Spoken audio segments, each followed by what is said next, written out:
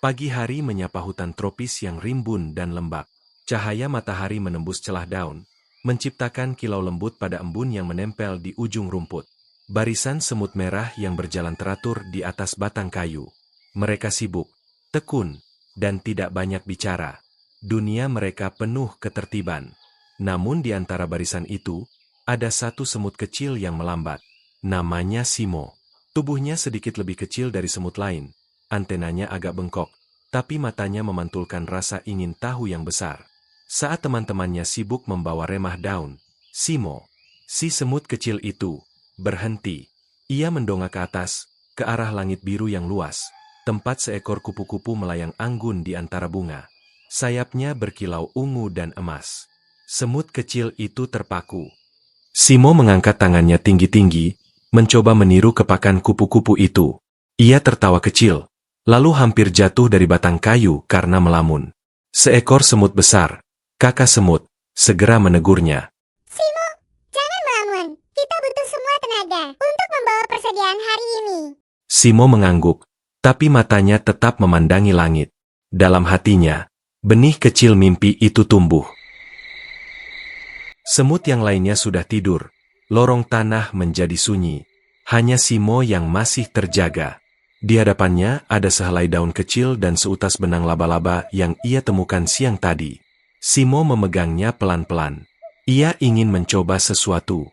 Dengan hati-hati, Simo mengikat daun-daun kecil itu. Ia memasangnya satu persatu di punggungnya, seperti membuat sayap. Bentuknya sederhana, belum rapi, tapi Simo tersenyum. Matanya berbinar. Ia merasa bangga karena berani mencoba. Cahaya bulan masuk lewat celah tanah dan membuat sayap daun itu terlihat berkilau. Simo membayangkan dirinya bisa melayang di langit. Ia membayangkan melihat hutan dari atas, angin yang sejuk, dan bintang-bintang yang berkelap-kelip. Hatinya jadi hangat dan berani.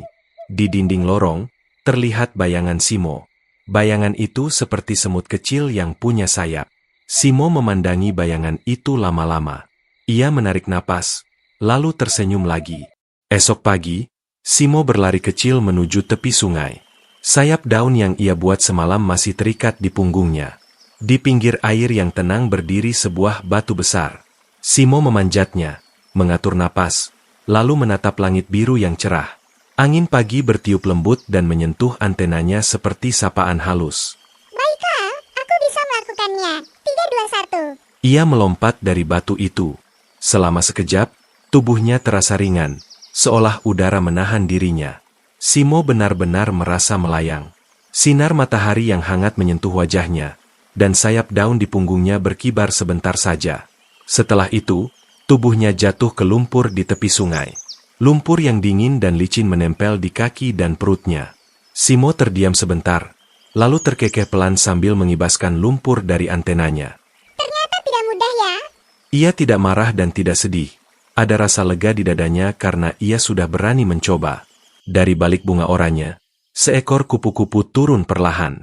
Sayapnya berkilau ungu dan emas, memberi kesan hangat pada suasana pagi. Kamu berani sekali, semut kecil. Simo memandangnya dengan kagum, mengingat betapa indahnya gerakan makhluk kecil itu di udara. Aku hanya ingin tahu bagaimana rasanya terbang seperti kamu. Ia memikirkan arti terbang yang sebenarnya. Rasanya indah, tapi juga sepi. Di atas sana, angin bisa jadi teman, bisa juga jadi musuh. Terbang memang terasa indah, tetapi tidak selalu mudah. Maksudmu bagaimana? Artinya, setiap makhluk punya cara sendiri untuk menikmati dunia. Tidak semua harus terbang. Ada yang kuat berjalan, ada yang pandai memanjat, ada yang hebat berenang. Langit memang luas, tapi tanah tempatmu berpijak juga istimewa. Angin bisa menyapa lembut, namun bisa juga mendorong kuat.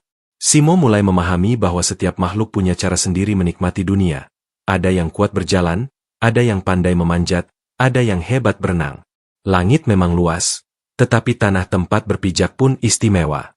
Simo melihat sayap daunnya yang kini kusut. Walau begitu, senyum tipis tetap muncul di wajahnya karena ia sempat merasakan sensasi melayang.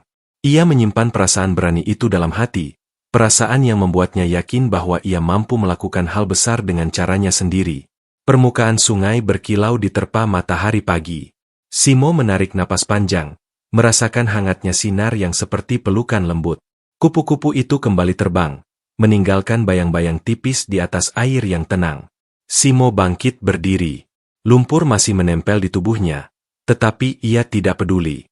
Ia menuruni batu dengan langkah ringan, membawa pulang keyakinan baru. Ia akan mencoba lagi, entah terbang, entah hal lain, hingga menemukan caranya sendiri. Langit biru tetap terbentang, dan Simo berjalan pulang dengan senyum yang tidak mudah hilang.